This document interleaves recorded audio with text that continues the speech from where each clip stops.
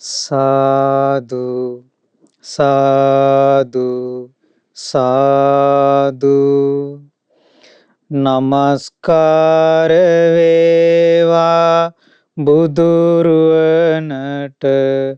සැමදා බුදු හිමි සරණ යමි නමස්කාර වේවා ධම්රුවනට සැමදා සදහම් සරණ යමි නමස්කාර වේවා සංඝරුවනට සැමදා මහා සංඝ සරණ යමි නමස්කාර වේවා තුනුරුවනට සැමදා තිසරණ සරණ යමි සාදු සාදු සාදු අපගේ පරම පූජනීය ගුරු දේවෝත්තම පින්වත් ලොකු ස්වාමින් වහන්සේට අප හැම දෙනාගේම ගෞරවාදර නමස්කාරය වේවා සාදු සාදු සාදු ශ්‍රද්ධාවන්ත පින්වත්නි අද දින අසිරිමත් ධම් රස අමාවන් මේ සදහම් දේශනාව සඳහා අනුග්‍රාහක දායකත්වය දරන්නේ පින්වත් ඉශාකා සුමාලි මෙනවිය පුෂ්පා මල්කාන්ති මෑණියන් සචිනි දිල්මා නැගණිය සහ සුරේෂ් වීරසිංහ යන ඒ පින්වතුන් එකතු වෙලා විශේෂයෙන්ම ජන්මදිනයේ දෙන ඉශාකා සුමාලි මෙනවියට නිදුක් නිරෝගී සුවපත් භාවය පිණිසත් දීර්ඝායු සම්පත් පිණිසත් සෙත් ප්‍රාර්ථනා කරන්න තමයි මේ පින්වතුන්ගේ ප්‍රධාන අරමුණ වෙන්නේ. ඉතින් පින්වත්නි බුදුරජාණන් වහන්සේ හරි ලස්සන උපමාවක් දේශනා කොට වදාලා. ඒ උපමාව දේශනා කොට වදාලේ දානේ ආනිසංස ගැන කියන්න. බුදුරජාණන් වහන්සේ දේශනා කොට වදාලා කෙනෙක් යනවා මහා සාගරය ළඟට. මහා සාගරය ළඟට ගිහින් භාජනයක් අරගෙන මෙයා මේ මහා සාගරේ වතුර මනිනවා. භාජනෙන් 1යි 2යි 3යි 4යි එහෙම මනිනවා. බුදුරජාණන් වහන්සේ වදාලා ඒ කෙනාට මහා සාගරයේ වතුර මහා සාගරයේ තියෙන මේ මහා ජලකඳ මෙච්චර භාජන ප්‍රමාණයක් මේ භාජනෙන් මෙච්චරක් තියෙනවා කියලා මනින්න පුළුවන්ද කියලා ඇහුවා. එතකොට ඒක මැනලා ඉවර කරන්න පුළුවන් එකක් නෙමෙයි මේ මහා සාගරයේ ජලය. බුදුරජාණන් වහන්සේ ඒක දේශනා කොට වදාලේ සංඝයා උදෙසා. එහෙම නැත්නම් බුදුරජාණන් වහන්සේගේ ශ්‍රාවක පිරිස මාර්ගඵලලාභී උතුමන් උදෙසා. සම්බුදුරජාණන් වහන්සේලා, පසේ බුදුරජාණන් වහන්සේලා, ඒ උත්තමයන් වහන්සේලා උදෙසා යම්කිසි කෙනෙක් දානයක් දුන්නොත් ඒ දාණය මහත්ඵල මහානිසංස ලැබෙනවා කිව්වා. කොච්චර විපාක ලැබෙනවාද කියලා ගණනින් මෙච්චරයි කියලා කියන්න බෑ කිව්වා. එතකොට ගණන් කරලා මෙච්චරයි මේකේ විපාක. භාග්‍යතුන් වහන්සේ දක්ඛිනා විභංග සූත්‍රයේදී වදාලා පින්වත්නි තිරිසන් සතෙකුට දානයක් දුන්නොත් ආනිසංස 100ක් ලැබෙනවා කිව්වා. 100 වතාවක් ඒක එයාට විපාක දෙනවා. ආනිසංස 100ක් ලැබෙනවා. එතකොට දුස්සීල කෙනෙකුට පෘථග්ජන දුස්සීල කෙනෙකුට දානයක් දුන්නොත් එයාට 1000 පාරක් විපාක ලැබෙනවා කිව්වා. ඊළඟට එහෙම නැත්නම් පෘථග්ජන ඒ කියන්නේ බුදුරජාණන් වහන්සේගේ ශ්‍රාවකෙක් නොවුණු තෙරුවන් සරණ නොගිය හැබැයි සිල්වන්ත කෙනෙකුට දානයක් දුන්නොත් එයා මිත්‍යා දෘෂ්ටියෙන් යුක්ත හැබැයි සිල්වත්. එහෙම කෙනෙකුට දානයක් දුන්නොත් ලක්ෂ වතාවක් ඒකේ ආනිසංස ලැබෙනවා කිව්වා. ඊළඟට බුදුරජාණන් වහන්සේ දේශනා කොට වදාලා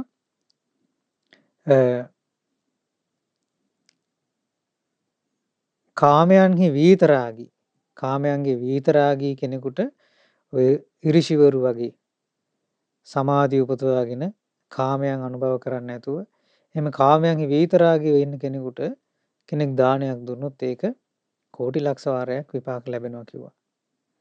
ඊළඟට බුදුරජාණන් වහන්සේ දේශනා කොට වදාලා සීලවන්ත මගඵලලාභී ශ්‍රාවකයෙකුට බුදුරජාණන් වහන්සේගේ ශ්‍රාවකයෙකුට දානයක් දෙනවා. කවුරුනෝ බුදුරජාණන් වහන්සේගේ ශ්‍රාවක කෙනෙකුට දෙනවා දානයක්. සීලවන්ත ඒ ධර්මයේ හැසිරෙන ශ්‍රාවකයෙකුට දෙනවා. ඒ පින අසංකේයයි අප්පමෙයයි කියලා භාග්‍යවතුන් වහන්සේ වදාලා. ඒ කියන්නේ අසංකේයයි කියලා කියන්නේ සංඛ්‍යාවකින් කියන්න බෑ මෙච්චරයි කියලා. අප්පමෙයයි කියන්නේ ප්‍රමාණ කරලා කියන්න බෑ මෙච්චර ප්‍රමාණයක් කියලා. ආන් ඒ ප්‍රමාණ කරන්න බැරි එකට උපමාවක් බුදුරජාණන් වහන්සේ වදාළේ හරියට මේ මහා සාගරේ වතුර මනින්න හදනවා වගේ කියලා. එතකොට මහා සාගරයේ ජලය වගේ ප්‍රමාණයක් පින් තියෙනව නෙමෙයි. ඒ වගේ ප්‍රමාණයක් ආනිසංස ලැබෙනවා කියලා නෙමෙයි. ඒ මහා සාගරයේ ජලය මනින්න බෑ වගේ. ඒ පින මනින්න බෑ. මනල ඉවර කරන්න බෑ වගේ මහා සාගරයේ ජලය පිනත් මනල ඉවර කරන්න බෑ කිව්වා. ඉතින් පින්වත්නි සංඝයා උදෙසා යම් කිසි කෙනෙක් දානයක් දුන්නොත් ඒ දානේ කොච්චර මහත්ඵල මහානිසංස වෙනවද? එක අවස්ථාවක් හරි දන් දුන්නොත් ඒක කොයිතරම් මහත්ඵල මහානිසංස වෙනවද කියලා හරි ලස්සන කතාවකින් අපිට තේරුම් ගන්න පුළුවන්. ඒ කාලේ පින්වත්නි බුදුරජාණන් වහන්සේලා පහළ නොවිච්ච කාලයක එක රජ කෙනෙක් හිටියා. දඹදිව. මේ රජතුමාට හිටියා පුතාලා 10 දෙනෙක්. පුතාලා 10 දෙනෙකුයි එක දුවෙකුයි. ඉතින් මේ පිය රජතුමාගේ ඇවෑමෙන් ඉතුරු පුතාලට මේ පිය රජතුමා රාජ්‍ය කොටස් 10කට බෙදුවා. කොටස් 10කට බෙදලා පරිවාර රාජ්‍යයන් හැටියට මේ ඒ හැම දරුවෙකුටම පිරිමි දරුවන්ට ලබා දුන්නා. රජතුමා පිය රජතුමා මැරුණා. හැබැයි පින්වත්නි අර හිටපු ඒ දියණිය රාජ දියණියට රජකමක් ලැබුණේ නැති නිසා ඇයට කොටහක් ලැබිච්ච නැති එක ගැන ඇය හරි කනස්සල්ලෙන් හිටියේ. ඉතින් මේ කනස්සල්ලෙන් හිටපු නිසා ඒ හිටපු බාල සහෝදරයා තීරණය කරා මගේ රාජ්‍ය මම මගේ සහෝදරියට දෙනවා. මම මේ රාජ්‍ය සහෝදරියට දීලා මම වෙළඳාම් කරගෙන ජීවත් වෙනවා කියලා හිතුවා. ඊට පස්සේ පින්වත්නි මේ රජතුමාගේ නම අංකුර. මේ අංකුර වෙළඳාම් කරගෙන ජීවත් වෙන්න පුරුදු වුණා. පටන් ගත්තා. ඒ වෙළඳාම් පටන් ගත්තේ තමන්ගේ සහෝදර රජවරුන්ගේ උපකාරය ඇතිව. ඉතින් පින්වත්නි මේ විදිහට වෙළඳාම් කරද්දී මෙයාට තවත් බ්‍රාහ්මණෙක් හිතවත් වුණා. යහළු බ්‍රාහ්මණෙක්. එතකොට මේ අංකුර වෙලෙන්දාටත් අංකුරටත් තිබුණා ගැල් 500ක ප්‍රමාණයක්. යහළු බ්‍රාහ්මණයටත් තිබුණා ගැල් 500ක වස්තුව. ඉතින් මේ ගැල් 500 පුරවගෙන තමයි මේ වෙළඳාම් කරන්න පිටත් උනේ. ඉතින් මේ දෙන්නම කතා වුණා දවසක් අපි මේ වෙළඳාම් දියුණු කරගන්න අපි මේ රටේ විතරක් නෙමෙයි අපි මේ අසවල් රටවල් වලටත් යන්න ඕනේ. ඒ රටවලත් ගිහින් වෙළඳාම් කරන්න ඕනේ. මේක දියුණු කරගන්න නම් කියලා කතා වුණා. ඉතින් දෙන්නම එකතු වෙලා පින්වත්නි වෙළඳාමේ පිටත් වුණා. හැබැයි මේ පිටත් වෙන්න තිබුණේ කාන්තාර මාර්ගයකින්. කාන්තාරකින් තමයි මේගොල්ලන්ට ආයේ යන්න ඕන රටට යන්න වෙලා තිබුණේ කාන්තාරයක් හරහා. යනකොට පින්වත්නි මේ සියලු දෙනාම දැන් ගල් 500ක 500 ගල් 1000ක ඉන්න පිරිස ගවයෝ. ඉතින් මේගොල්ලෝ කන්න බොන්න වතුර ආදී හැම දෙයක්ම අරගෙන ගියේ. හැබැයි මේගොල්ලෝ කාන්තාරේ අතරමං වුණා. මේගොල්ලන්ට පාර හොයාගන්න බැරි වුණා. ඉතින් මේ ටිකෙන් ටික මේගොල්ලන්ගේ ගෙනිච්ච වතුර ඉවර වුණා. කෑම බීම ටික ඉවර වුණා. බොහෝ වෙහෙසටපත් වුණා. ඔහොම ඉන්නකොට දැන් මේගොල්ලෝ කාන්තාරයේ අතරමං වෙලා මේ හැම දෙනාම. හැබැයි පින්වත්නි අංකුර රජකම් කරා ටික කාලයක්. ඒ රජකම් කරන කාලේ උපකාර ලැබපු කෙනෙක් ඒ කාන්තාරේ ඉපදිලා හිටියා. ඉතින් මේ ඉපදිලා හිටියේ මෙයා ප්‍රේතෙක් වෙලා. මේ රජතුමා අනතුරටපත් වෙලා ඉන්නවා මේ ප්‍රේතයා දැක්කා. දැකලා හිතුවා මං මේ වෙලාවේ පිහිට වෙන්න ඕනේ. අංකුර රජතුමාට මං දැන් පිහිට වෙන්න ඕනේ කියලා හිතුවා. ඊට පස්සේ ඈතින් පේන්න සැලසුවා විශාල නුගරුක්ෂයක්. නුගරුක්ෂය දැක්ක ගමන්ම අංකුර රජතුමා යාළුවාට කිව්වා බ්‍රාහ්මණය යන්න ඈතින් පේනවා අපිට නුගරුක්ෂයක් ඈතින් පේනවා ගහක් විශාල ගහක් පේනවා ඡායාව ඔබට පේනවද? අපි එතෙන්ට යමු කිව්වා. ඉක්මනින් එතෙන්ට ගියා. ගියාට පස්සේ පින්වත්නි දෙවි කෙනෙක් වගේ කෙනෙක් පේන්න ආවා. පේන්න ඇවිල්ලා මෙයා ඒ හිටපු පිරිස හැමෝටම සීතල වතුර පානය කරන්න දුන්නා. සීතල වතුර දුන්නා. ඊට පස්සේ මිහිරි කැවිලි පෙවිලි දුන්නා. දැන් ඒ විශාල නුගරුක්සේ අර දාඩිය දාලා හොඳටම වෙහෙසටපත් වෙලා ආපු මේ පිරිස ඒ නුගරුක්සේ යට ඉන්නකොට හරි සනීපෙට දැන් කෑම කාලා වතුර බීලා එන්නකොට මේගොල්ලන්ට හිතෙනවා මේ අසවල් දේ කන්න තිබ්බනම් හොඳයි කියලා එක එක සිතුවිලි එනවා. එතකොට පින්වත්නි අර දෙවි කෙනෙක් වගේ ඉන්න කෙනා ඒ දේවල් ලබා දෙනවා. අසවල් දේ කන්න නැත්නම් කියලා හිතනකොට ඒක දෙනවා. ඊට පස්සේ දැන් මේගොල්ලන්ට අර දුක විඩාව පීඩාව ඔක්කොම අමතක වුණා. ඉතින් මේගොල්ලන්ට හිතෙනවා මං ගිහින් අසවල් දේ අඳිනවා. අසවල් ඇඳුම් අඳිනවා. කීගේ ඒගොල්ලන්ගේ සුපුරුදු සිහින ලෝකේ ඒගොල්ලෝ සිහි කරා. එතකොට එයාලට එහෙම ඇඳුම් ගැන සිහි කරද්දි අර දෙවි කෙනා වගේ කෙනා ඇඳුම් ලබා දුන්නා. කෑම ගැන සිහි කරද්දි කෑම ලබා දුන්නා. මේ දේවල් බොන්න තිබ්බනම් හොඳයි කියලා සිහි කරද්දී බීම ලබා දුන්නා. මෙහෙම දුන්නේ පින්වත්නි මේ කෙනාට තිබුණා විශේෂ අතක්. ඒ අත සාමාන්‍ය අතක් නෙමෙයි. ඒ අත රත්තරන් අතක්. එයාගේ එක අතයි රත්තරන් පාට. අනික අත රත්තරන් පාට නෑ. එයා හැම දෙයක්ම මවමවා දෙන්නේ මේ රත්තරන් අතෙන්. ඊට පස්සේ මේ අර බ්‍රාහ්මණයට අංකුරගේ යාළුවා අනිත් වෙලෙන්දා ඒ බ්‍රාහ්මණයට කල්පනාවක් ඇති වුණා හරි අගේනේ මේ පුද්ගලයාව කොහොම හරි එක්කන් යන්න නැත්තම් අපේ ගම් පළාතට අපේ ගෙදරට ආමි බොරුවට මහන්සි වෙලා හම්බ කරන්න දෙයක් නැහැ. ඇයි කන්න ඕන වුණොත් කැමති දේවල් මවලා දෙනවනේ. අසවල් දේ අඳින්න ඕනේ කියලා හිතුනොත් ඒ දේ මවලා දෙනවනේ. ඉතින් මේ බොරුවට දාඩිය දාගෙන දුර කතර ගෙවාගෙන මේ අතරමං වෙලා අපරාධේ මේ හම්බ කරන්න මෙච්චර මහන්සි වෙන්නේ. මෙයා කොහොම හරි එක්කන් ගියා නම් අපිට මෙයාගෙන් ජීවත් වෙන්න පුළුවන්. මෙයා දෙවි කෙනෙක් වගේ ලස්සනට පෙවුනට පින්වත්නි මෙයා ඒ සාමාන්‍ය මිනිස්සෙක් හැටියට තමයි දැන් මේ හිටියේ පේන්න. ඊට පස්සේ අංකුරට කියනවා යාළුවේ කරනවා නම් තියෙනවා වැඩක්. දැන් බලන්න ඔබත් මාත් මේ වැඩියෙන් හම්බ කරන්න කියලා හිතාගෙන දුර රටකට යන්න පිටත් වුණා. අපි දෙන්නම දැන් මේ කාන්තාරයේ අතරමං වුණා.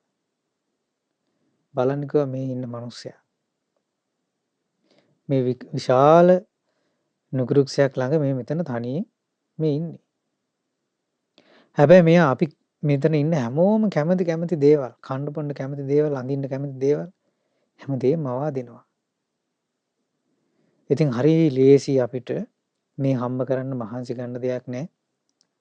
බොරුවට මේ ගවයෝන් දක්වගෙන දුරු කතර ගෙවාගෙන වෙහෙසෙන්න දෙයක් නැහැ. දාඩිය දාගෙන දඟලන්න දෙයක් නැහැ. ලේසියෙම පුළුවන් මෙයාව එක්කන් ගියා නම් අපිට හැම දෙයක්ම ගන්න පුළුවන්. අපිට තියෙන මෙයාට කියන්න විතරයි අසවල් දෙවෝනේ කියලා. ඊට පස්සේ මේ බ්‍රාහ්මණයා කියනවා මෙයා බැරි වෙලාවත් කැමති නැත්තම් බලෙන් හරි එක්කන් යන්න. ආන් ඒ වෙලාවේ පින්වත්නි අංකුර රජතුමා අංකුර කියනවා හොඳට මතක තියාගන්නකෝ මේක. අංකුර කියන්නේ පින්වත්නි සත්පුරුෂයෙක්. එයා කෙලෙහි ගුණ දන්න කෙනෙක්. Tamanට උපකාර කරපු කෙනෙකුට අනතුරක් කරන්න හොඳ නෑ කියලා සිහි කරන කෙනෙක්. උපකාර කරපු කෙනෙකුට පෙරලා උපකාර කරන්න ඕනේ කියලා නිතර හිතන කෙනෙක්. අංකුර රජකම් කරද්දී උපකාර කරපු නිසාම තමයි මේ කෙනා මේ ප්‍රේතයා ඉදිරිපත් උනේ. හැබැයි තාම මෙයා ප්‍රේතෙක් කියලා නම් හොයන්න බෑ. ඊට පස්සේ මේ අංකුර කියනවා බ්‍රහ්මණය ওই වචනේ අයින් කරගන්න කිව්වා. හොඳට මතක තියාගන්න කිව්වා. හෙවණකට ගහක් යට හිටියානම් ඒ ගහේ කොළයක්වත් හිඳින්න හොඳ නැහැ කිව්වා. තමන් ගහක් යට වාඩි වෙලා ඒ ගහෙන් සීතල ලැබුවා ඒ ගහ යට වාඩි වෙලා සුව පහසුවක් ලැබුවා ඒ ගහේ කොළයක්වත් හිඳින්න හොඳ නැහැ කිව්වා.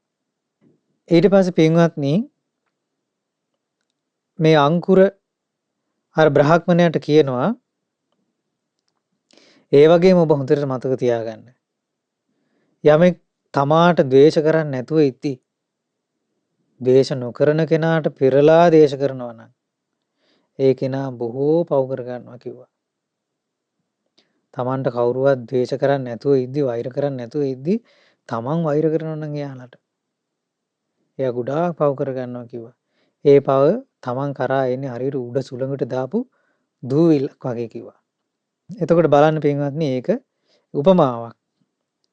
තමන්ට ද්වේෂ නොකර ඉද්දි තමන් පෙරලා අනිත් අයට ද්වේෂ කරනවා නම් තමන් එක කවුරුත් තරහ නැතුව ඉද්දි අනිත් අයට පෙරලා තරහ වෙලා එයාලට වෛර කරනවා නම් ඒක තමන්ට එනවා. උඩ සුළඟට දාපු දූවිලක් වගේ. ඊළඟට ඒ කතාව ඇහුණ පින්වත්නි අර දෙවි කෙනෙක් වගේ හිටපු කෙනාට ඇහිලා කියනවා නුඹලා හිතන්නේ මාව ලේසියෙන් යටපත් කරන්න පුළුවන් කියලාද කියලා ඇහුවා. කියනවා මාව දෙවියෙකුටවත් මිනිහෙකුටවත් ලේසියෙන් යටපත් කරන්න බෑ කිව්වා. මං ඉසුරුමත් වෙලා ඉන්නේ කාටවත් යටපත් කරන්න බැරි විදියට කිව්වා. මං පරම 이르දියටපත් වෙච්ච කෙනෙක් කිව්වා. ඕන තරක් මට දුර යන්න පුළුවන් කිව්වා. මං බලවත් ශරීරයක් ඇතුව ඉන්න කෙනෙක් කිව්වා. මගේ වර්ණයත් බලවත් කිව්වා. ආන් ඒ වෙලාවේ අංකුර අහනවා පින්වත ඔබේ මුළු අතම රත්තරනින් හැදිලා තියෙන්නේ රත්තරන් පාටයි. ඔබේ ඒ අතින් රශ්මිය විහිදෙනවා රැස් විහිදෙනවා. ඉතින් පින්වත් දෙවිඳ ඔබද සක්දිවිඳු කියන්නේ කියලා ඇහුවා. දැන් මේ අංකුර රජතුමා දැන් සක්දිවිඳු දැකලා නැහනේ. ඇහුවා හැබැයි සක්දිවිඳු ගැන අහලා තියෙනවා. මෙයාගේ අත රත්තරන් පාටයි රත්තරන් අතක් ඒ අතිනුත් රැස් විහිදෙනවා. ඇහුවා නුඹද සක්දිවිඳු කියන්නේ නුඹටද කියලා ඇහුවා. ඊළඟට පුරින්දද නම් වූ සක්දිවිඳු කියන්නේ ඔබටද කියලා. ඒ කියන්නේ හැමට ප්‍රථමයෙන් පුරින්දද කියලා කියන්නේ පින්වත්නි සක්දිවිඳුට කියන නමක්. හැමට ප්‍රථමයෙන් දන් දෙන කෙනා කියන අර්ථයෙන්. පුරින්දද නම් වූ සක්දිවිඳු කියන්නේ ඔබටද? ඔබ කවුද? ගාන්ධර්වයෙක්ද? දෙවියෙක්ද? ඔබ කවුද කියලා ඇහුවා.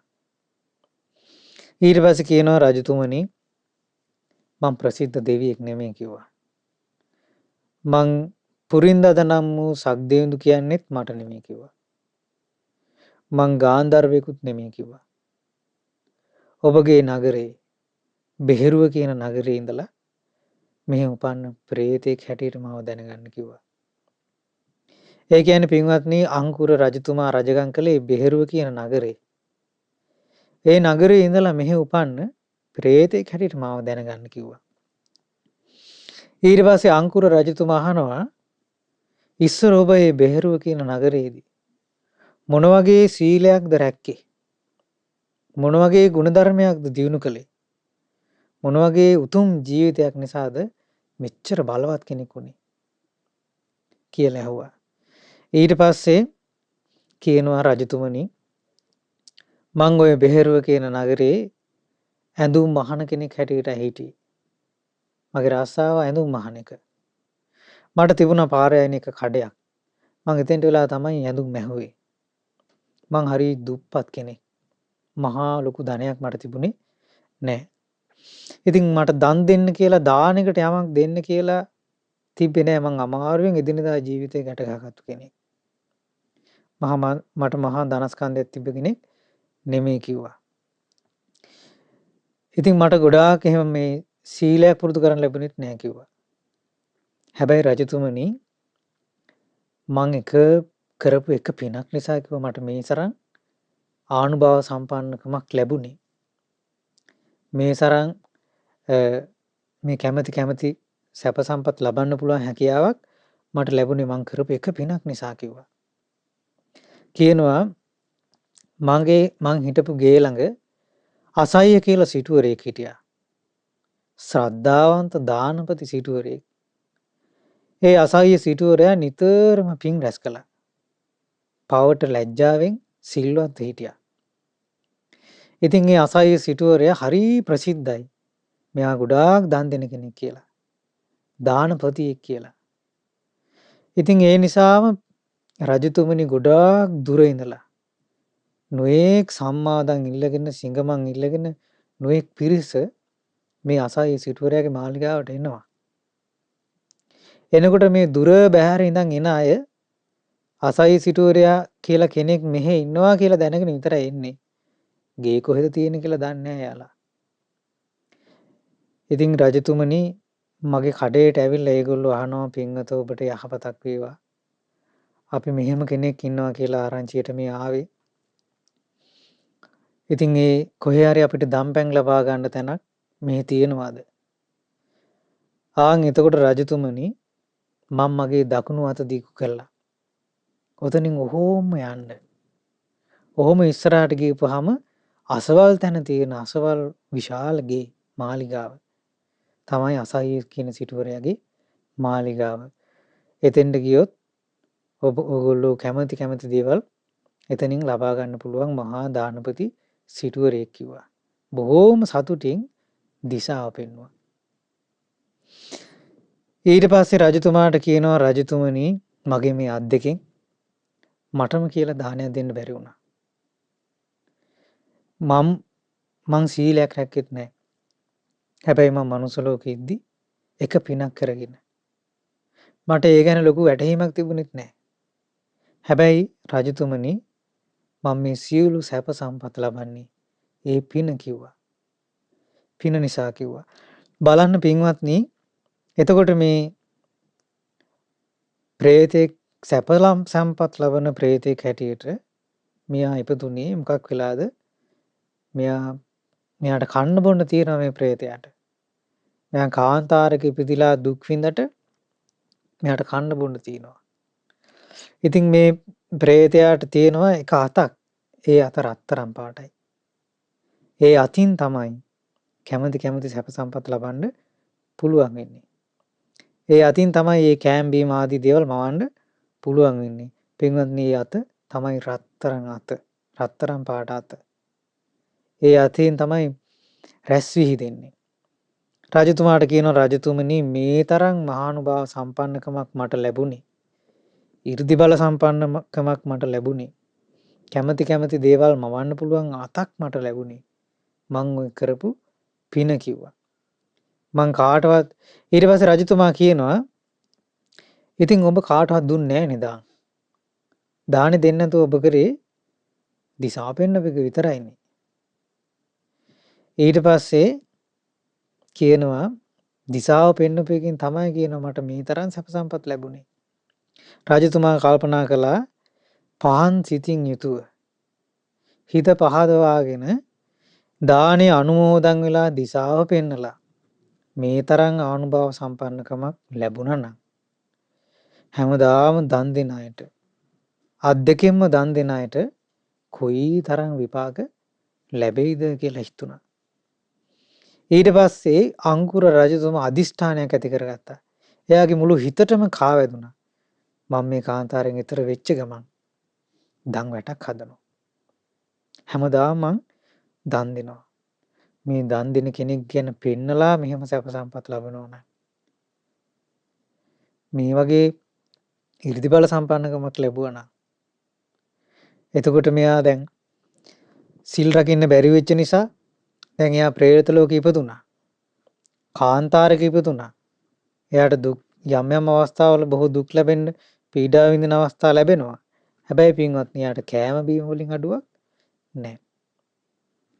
ඊට පස්සේ මේ රජතුමා අර പ്രേතයාගේ උපකාරයෙන් ඊට පස්සේ ඇහුවා මේ රජතුමා ඊට පස්සේ රජතුමා දැක්ක පින්වත්නි ඊට පස්සේ එතන හිටපු තවත් විරූපී පුද්ගලයෙක්ව අර විමානෙම අයිනේ හිටපු විරූපී කෙනෙක් දැක්කා. දැක්ක ගමන් එයාගෙන් ඇහුවා නුඹට තියෙන කැරකිලා ඇඹරිලා ගියපු මූණ. නුඹ දැක්ක ගමන් හිතෙන්නේ ප්‍රේතෙක් හැටියටමයි. මේ තරම් විරූපී උනේ ඔය පීඩා බරිත මූණකින් ඉන්නේ ඇයි කියලා ඇහුවා. ඔබේ අත්පා පා වකුටු වෙලා. හරිම විරූපී කෙනෙක් ඔබ කිව්වා. එතකොට එයා උත්තර දෙනවා ඒ අසායිස් කියන සිටුවරයාගේ දානමාන කටයුතු පහසුවෙන් කරගන්න ඕනේ කියලා. අධිකාරී හැටියට පත් කරලා හිටිය මාව කිව්වා. දැන් බලන්න පින්වත්නි අසායි සිටුවරයා දන් දුන්නා.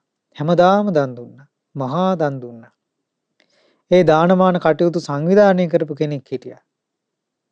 ඒ දානමාන කටයුතු සංවිධානය කරපු කෙනා තමයි මේ දුක් විඳින ප්‍රේතෙක් වෙලා ඉපදලා ඉන්නේ. මූණ විරූපී වෙච්ච කෙනෙක් හැටියට ඉපදලා ඉන්නේ. අසායි කියන සිටුවරයාම දීපු දානේ අන්න අසවල් තැන තමයි දන් දෙන්නේ. ඔබ යන්න ගියොත් ඔබ කැමති දේවල් ඔබට එහෙන් ලබා ගන්න පුළුවන් කියලා. හිත පහදවගෙන දිශාව පෙන්වපු කෙනා බල සම්පන්න කෙනෙක් වෙලා ඉපදුනා. ඊට පස්සේ අර ප්‍රේතයා කියනවා මං අධිකාරිය හැටියට හිටියේ දානමාන කටයුතු ඔක්කොම බැලුවේ මට හිතුණා මිනිස්සු සම්මාදන් ඉල්ලන් එනකොට අපේ සිටුතුමාත් හරිය කැමැත්තෙන් දෙන්නේ. මුන්ට මොකට දෙනවද කියලා හිතුණා කිව්වා මට. අපරාධ මේ දෙන්නේ මේවා මේ කිසිම තේරුමක් නැහැ මේ කිසි උත්සාහයක් මහන්සියක් ගන්න නැති නිකම්ම මේගොල්ලන්ට මේ දෙන එක කිසිම තේරුමක් නැති එකක් කියලා මට හිත පෑදුන්නේ නැහැ කිව්වා. අසතුටු සිතින් මං දුන්නේ කිව්වා. මං ඒ හිඟමන් ඉල්ලන් එන උදවිය ගැන රවලා බැලුවා කිව්වා. මං බොහෝම අකමැත්තෙන් කිව්වා දන් දුන්නේ. බලන්න කිව්වා ඒකේ විපාක. දැන් මගේ මූණ සම්පූර්ණම විරූපී වෙලා. මම මූණ පුලුටු කරගත්ත නිසා මගේ මූණ විරූපී වුණා. මම අකමැත්තෙන් දන් දීපු නිසා මගේ අතපය පවා වකුටු වුණා. මම බොහෝ පීඩා විඳින කෙනෙක් කිව්වා. පින්වත්නි ඊට පස්සේ මේ රජතුමා ඇහුවා අසායිය කියන සිටුවරයා දැන් කෝ? ඒ වෙලාවේ අර දෙවි කෙනා වගේ කෙනා කියනවා රජතුමනි වෙසමුණි රජුරුවන්ගෙන් මං ඇහුවා.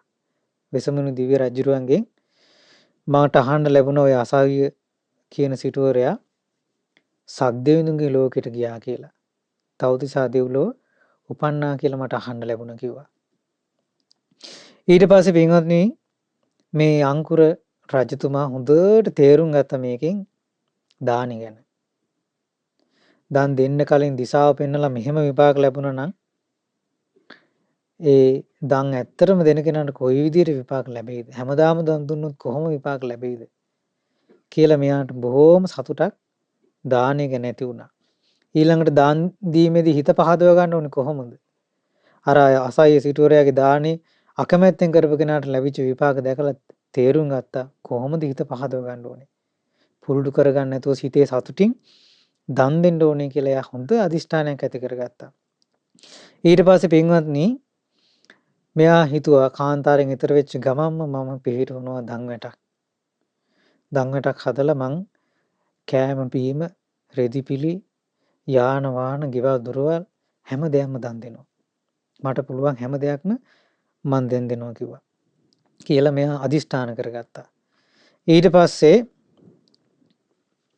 මේ අංකුර රජතුමා අර ප්‍රේතයාගේ උපකාරයෙන් පින්වත්නි නගරයට ගියා. එතුමාගේ ගමට අහපව පිටත් වුණා. ගියපු ගමන්ම සහෝදර රජවරුන්ගේ උපකාර ඇතුව මේ කෙනා දන් වැටක් පිහිටෙව්වා. එයාගේ ගෙදර හැමදාම දන් දෙනවා.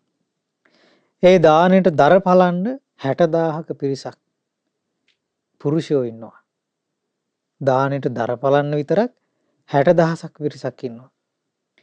ඉතින් මේ ඒ වගේම පින්වත්නි ඒ දානේ උයන්න කෝකියෝ ඉන්නවා 3000ක්.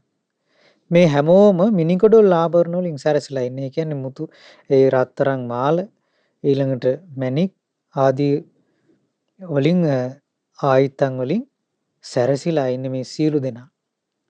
ඒ සැරසීම් පවා ලබා දීලා තියෙන්නේ අංකුර රජතුමා. ඊට පස්සේ මේ දාණය බෙදන්න හැඳි අතේ තියාගෙන ඉන්නවා කන්‍යාවියෝ 12000ක් ඉන්නවා. ඒ දාණය. එතකොට පින්වත්නි බලන්න හිතා ගන්නත් බැරි දානයක්. 60000ක් ඉන්නවා දානෙට දර පලන්න. කෝකියෝ ඉන්නවා 3000ක් උයන්න. 12000ක් ඉන්නවා ඒ දානි බෙදන්න. තව උදව්වටත් බොහෝ පිරිස් ඉන්නවා. ඒ හැම කෙනෙක්ම මිනි කොඩොල් ආභරණ වලින් සැරසිලා. ලස්සන ඇඳුම් ආයතන් වලින් සැරසෙනවා. දානි බෙදනකොට. එතකොට ඒ සැරසිලා ඉන්නේ සියලු දෙනාට වස්තු ලබා දුන්නේ මේ අංකුර රජතුමා.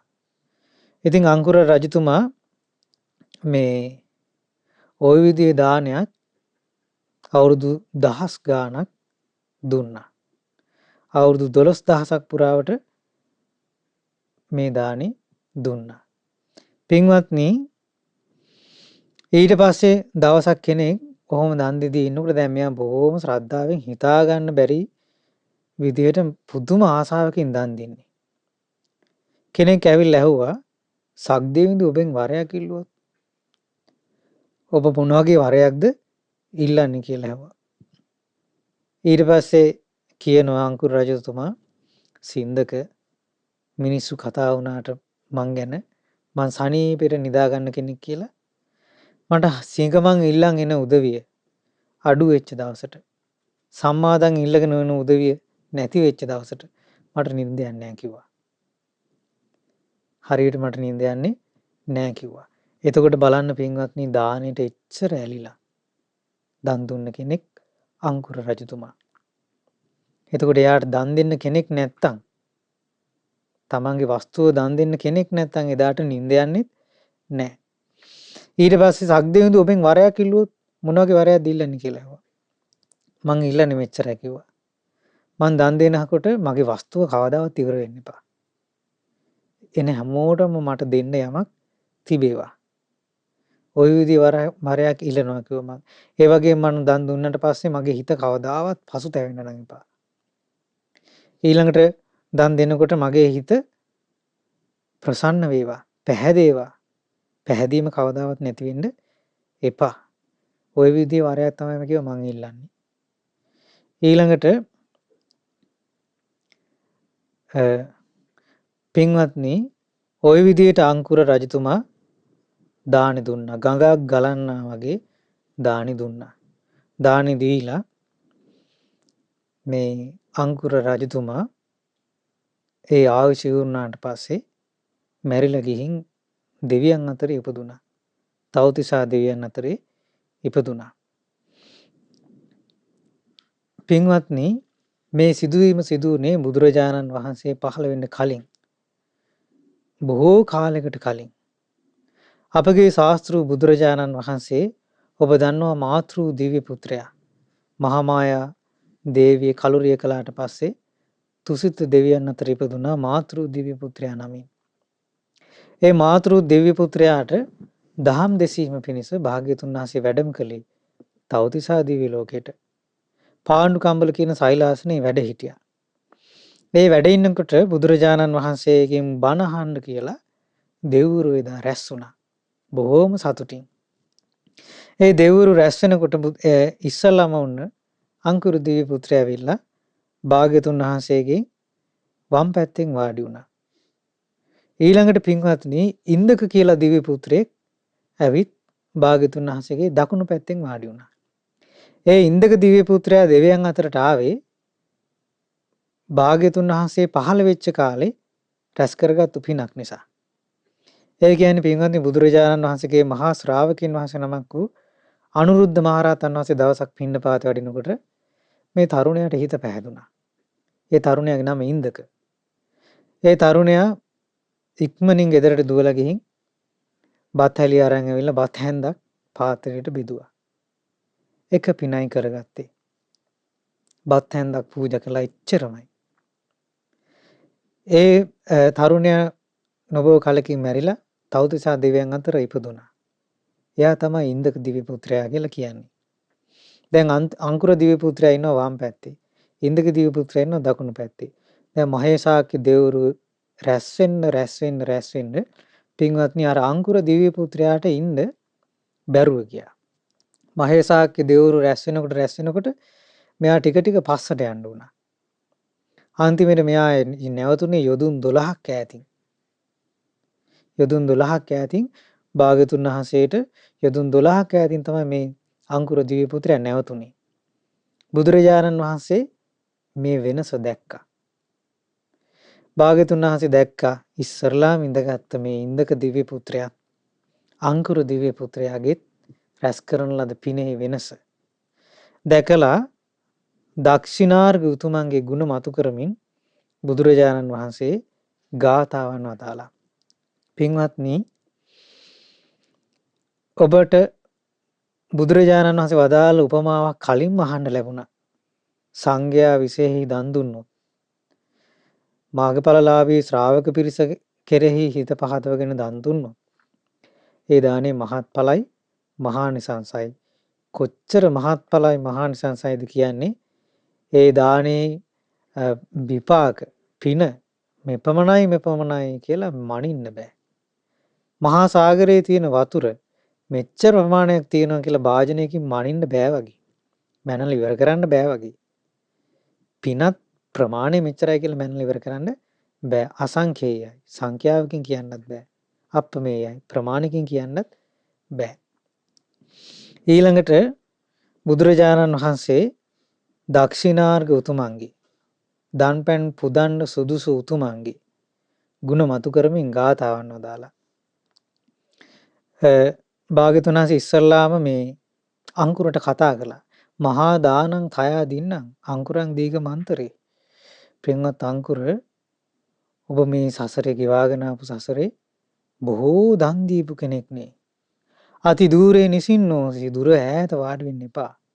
ආගච්ඡ මම සන්තිකේ මාගේ සමීපයට පැමිණෙන්න කිව්වා. ඊට පස්සේ මේ අංකුර කියනවා දිව්‍ය පුත්‍රයා ස්වාමීනි නමුත් මම මහා දන් දුන්න බව ඇත්ත. මම නිතිපතා දන් දුන්න බව මහා දන් දුන්න බව ඇත්ත. හැබැයි ස්වාමීනි දන් පෙන් පිළිගන්න සුදුසු එක්කෙනෙක්වත් මගේ දානේ පිළිගත්තේ නෑනේ කිව්වා. එතකොට පින්වත්නි ඒ වගේම මේ ඉන්දක දිව්‍ය පුත්‍රයා ගැනත් අංකුර කියනවා හැබැයි ඔය ඉන්දක දිව්‍ය පුත්‍රයා නම් එහෙම නෙමෙයි චුට්ටයි දුන්නේ. චුට්ටයි දන් දීලා තියෙන්නේ හැබැයි අපිට වඩා බබලනවා කිව්වා. හරියට තරුත් එක්ක තරු වලට වඩා හඳ බබලනවා වගේ. බබලනවා කිව්වා ඔය ඉන්දක දිව්‍ය පුත්‍රයා. ඊට පස්සේ බුදුරජාණන් වහන්සේ ගාථාවන් වදාලා. ඒකට හේතුව. ඒ කියන්නේ පිනෙහි වෙනස්කමට හේතුව අවුරුදු 12000ක් පුරාවට මහා සේනාවක් එක්ක ශ්‍රද්ධාවෙන් දන් දුන්නා අංකුර රජතුමා. දම්පැන් පිළිගන්න කෙනෙක් හිටියේ නැත්තම් එදාට නිින්ද ගියෙත් නැහැ. සක්දෙවිඳු වරයක් ඉල්ලුවොත් ඉල්ලනවා කිව්වෙත් මං දන් දෙන්න ගත්තොත් මගේ දාන ඉවර නොවේවා. මගේ හිතේ අපහැදීමක් ඇති නොවේවා කියලා. එහෙම දානෙට ඇලිලා ජීවිතේම දන් දීපු අංකුරගේ දානේ මහත්ඵල මහානිසංස නොඋනේ ඇයි? ඉන්දික දිව්‍ය පුත්‍රයා එක බත් හැන්දක් එක රහතන් වහන්සේ නමකට එක අවස්ථාවක පූජා කළා. ඒ දානේ කොහොමද අර දානට වඩා මහත්ඵල මහානිසංස උනේ? බුදුරජාණන් වහන්සේ දේශනා කළා තින දෝසානි කෙත්තානි. භාග්‍යවතුන් වහන්සේ වදාළ උපමාවක්. ඒකට හේතුව තින දෝසානි කෙත්තානි රාග දෝසා අයං පජා. කුඹුරු වල හට ගන්නවා තනකොළ නැමැති දෝෂේ. කුඹරක හට ගන්න එකක් අනිවාර්යයෙන්ම තනකොළ. එතකොට කුඹරක තනකොළ හට ගැනීම කුඹරට බාධාවක්. කුඹරේ අස්වැන්න අඩු වෙන්න හේතුවක්. එතකොට ඒ කුඹරේ තියෙන දෝෂයක්. තින දෝසානි කෙත්තානි රාග දෝසා අයං පජා. කුඹුරෙහි තනකොළ නැමැති දෝෂය හට ගන්නවා වගේ සාමාන්‍ය මනුස්ස ප්‍රජාව තුළ රාගය නැමැති දෝෂය හට ගන්නවා. තස්මාහි වීතරාගේසු දින්නම් හෝති මහත්ඵල. ආන් ඒ නිසා වීතරාගී උතුමන්ට දෙන දානේ මහත්ඵලයි මහානිසංසයි කියලා බුදුරජාණන් වහන්සේ වදාලා. තින දෝසානි කෙත්තානි දෝස දෝසායම් පජා. කුඹුරේ හට ගන්නවා තනකොළ. ඒක දෝෂයක්. කුඹුරේ තනකොළ හට ගන්නවා වගේ සාමාන්‍ය මිනිසුන් තුල ද්වේෂය හට ගන්නවා. ඒක සාමාන්‍යයෙන් හටගන්න එකක් ද්වේෂය. ඒ නිසා වීත දෝෂී උතුමන්ට දෙන දානේ මහත්ඵලයි මහානිසංසයි කියලා බුදුරජාණන් වහන්සේ දේශනා කළා. තින දෝසානි කෙත්තානි මෝහ දෝසායන් පජා. තස්මාහි වීත මෝහේසු දින්නම් හෝති මහත්ඵල. කුඹුරේ හට ගන්නවා තනකොළ නැමැති දෝෂේ. ඒ වගේ සාමාන්‍ය මිනිසුන් තුලත් හට ගන්නවා මෝහය නැමැති දෝෂේ. ඒ නිසා වීත මෝහේ උතුමන්ට දෙන දානේ මහත්ඵලයි මහානිසංසයි.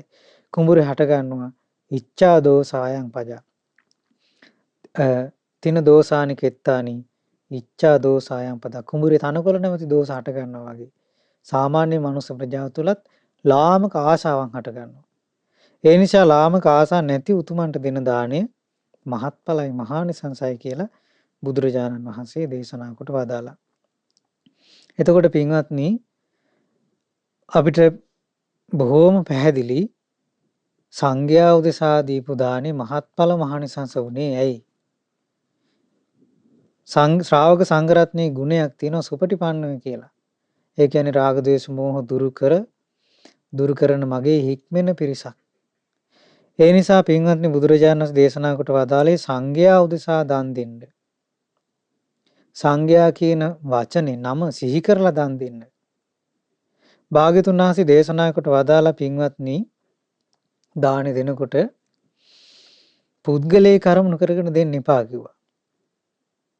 මේ අපේ ගමේ පන්සලේ හාමුදුරුවෝ, මේ මහමෙවුනාවේ ස්වාමීන් වහන්සේ නමක්, මේ අසවල් ආරණ්‍ය ස්වාමීන් වහන්සේ නමක්, මේ ප්‍රසිද්ධ බණ කියන හාමුදුරු නමක්, මේ පිටරටක හාමුදුරු නමක්, මේ අපේ ඥාති ස්වාමීන් වහන්සේ දන් දෙනකොට දන් දෙන්න කිව්වේ එහෙම නෙමෙයි. සංඝයා උදෙසා කියලයි. බුදුරජාණන් වහන්සේ දේශනා කොට වදාලා දක්ඛිනා විභංග සූත්‍රයේදී කාසාව කණ්ඨක කෙනෙකුට දන් දුන්නත් ඒ කියන්නේ සිවුර විතරක් පුරවගෙන ඉන්න සිල්වත් නැති දැසිදස්සෝ අමුදරු ඒ දැසිදස්සෝ පිළිගෙන ඉන්න බුදුරජාණන් දේශනා කොට වදාලා දක්ඛිනා විභංග සූත්‍රයේදී කාසාව කණ්ඨක භික්ෂුවෙකුට උනත් ඒ කියන්නේ සිවුර විතරක් පුරවන් ඉන්න සීලයක් නැති දුස්සීල සාමාන්‍ය ගිහියන් වගේ ජීවත් වෙන එවැනි භික්ෂුවකට උනත් සිවුරු දරාගෙන ඉන්න කෙනෙකුට උනත් සංඝයා උදෙසා කියලා දුන්නොත් දානේ ඒ පිනම ලැබෙනවා කිව්වා. එතකොට පින්වත්නි ඒක දන් දෙන කෙනාට කිසිම බාධාවක් නැහැ ඒ පින රැස් කරගන්න. එතකොට දානේ වළඳන කෙනාට තමයි ඒකේ අවදානම තියෙන්නේ. ඒක දන් දෙන කෙනාට කිසිම අදාළත්වයක් නැහැ. බුදුරජාණන් වහන්සේ දේශනා කොට වදාළේ සදහැවතුන් දෙන දානේ දුසීල විලඟ ඉඳගෙන අනුභව කරනවට වඩා හොඳයි ගිනි ගුලි ගිලින එක. යකඩ ගිනි ගුලි අනුභව කරොත් එක්ක මැරෙයි. නැත්තම් මාරාන්තික දුකකටපත් වේ. හැබැයි ඒ හේතුවෙන් නිරේ යන්නේ කිව්වා. ඉතින් පින්වත්නි අපි බුදුරජාණන් වහන්සේගේ ශ්‍රාවක සංඝ රත්නය අරමුණු කරගෙන තමයි දන් දෙන්න ඕනේ. මේ අපේ ඥාති ස්වාමීන් වහන්සේ නමක් කියලාවත් මේ අසවල් ස්වාමීන් වහන්සේ කියලාවත් මේ අසවල් ස්වාමීන් වහන්සේලා කියලාවත් මේ අපිට හිතවත් ස්වාමීන් වහන්සේ කියලාවත් නෙමෙයි සංඝයා උදෙසා කියලයි. එතකොට මේ සංඝයා උදෙසා දන් දුන්නාම තමයි අර මහා සාගරේ මනින්න බෑ වගේ භාජනයකින් මැනලා ඉවර කරන්න බෑ වගේ පිනක් අපේ ජීවිතේට රැස් වෙන්නේ. ඒ නිසා පින්වත්නි ඔබ හැමදාම බුද්ධ පූජාව හරි ගෙදර පූජා කරනවා නම් ඔබ හවසට අනිවාර්යෙන් බුදුන් වදිනවා ඇති. එහෙම නැත්නම් ගෙදර උදේ හවස උදේ දවල් බුද්ධ පූජාවන් පූජා කරනවා ඇති. ඒ පින් ගැන නිතර හිතලා සතුටු වෙන්න. ඔබ දානි දෙන්නේ නික්ලේශී උත්තමයන් වහන්සේ නමකට. ඒ තිලෝගුරු සම්මා සම්බුදුරජාණන් වහන්සේ උදෙසා. ඉතින් මේ පින පින්වත්නි කවදාවත් මනින්න බෑ. බුදුරජාණන් වහන්සේ ඒක උපමාවකින් වදාළේ මහා සාගරයේ වතුර භාජනයකින් මැනලා ඉවර කරන්න බෑ වගේ. මනින්න බැරි පිනක් ජීවිතේට රැස් වෙනවා කියලා. ඉතින් අපිට මෙවැනි පින්කම් රැස් කරගන්න ලැබෙන්නේ පින්වත්නි බුද්ධ ශාසනයක් තියෙන කාලෙක විතරයි. නැති කාලෙක නෙමෙයි.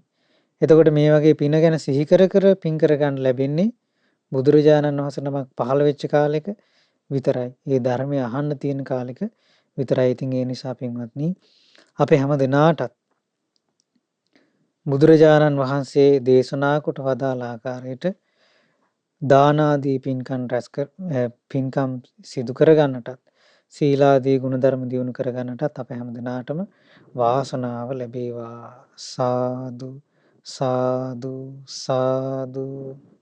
පුණ්‍යානුමෝදනාව. අද දින අසිරිමත් ධම් රසාමාවන් ධම් දේශනාවට දායකත්වයෙන් දරන්නේ ඉශාකා සුමාලි මෙනවිය, පුෂ්පා මල්කාන්ති මෑණියන්, සචිනි දිල්මා නැගණිය සහ සුරේෂ් වීරසිංහ යන ඒ පින්වතුන් විසින්. ඉතින් මේ රැස් කරගන්නට යෙදුණු ධර්ම දානමේ සීලූම පුණ්‍ය ධර්මයන් අපි අනුමෝදන් කරමු. පළමුවෙන් සීල පින් කැමති දෙවියෝ සතුටු සිතින් මේ පින් අනුමෝදන් වෙත්වා. පිනෙන් සතුරු වන දෙවියන්ගේ ධාර්මික රැකවරණේ ආරක්ෂාව මේ හැම දිනාට සුවසේ ධර්මයේ හැසිරෙන්නට සලසා දෙත්වා. සීල දෙවරුන්ට චතුරාර්ය සත්‍ය අවබෝධය පිණිස මේ සීල පින් හේතු වාසනා වෙත්වා. සාදු සාදු සාදු. ඒ වගේම රැස් කර ගන්නට යෙදුණු සීලූම් පුණ්‍ය ධර්මයන් විශේෂයෙන්ම මේ පින්වතුන් බලාපොරොත්තු වෙනවා ජන්ම දිනයේ යෙදුන ඉශාකා සුමාලි මෙනවියට මේ පින් අනුමෝදන් කරන්න. පින්වත් ඉශාකා සුමාලි මෙනවියට මේ පින් අනුමෝදන් වෙත්වා අනුමෝදන් වෙත්වා අනුමෝදන් වෙත්වා. ඒ පින්වත් ඉශාකා සුමාලි මෙනවියට නිදුක් නිරෝගී සුවපත් භාවය සැලසේවා. දීර්ඝායු සම්පත් සැලසේවා.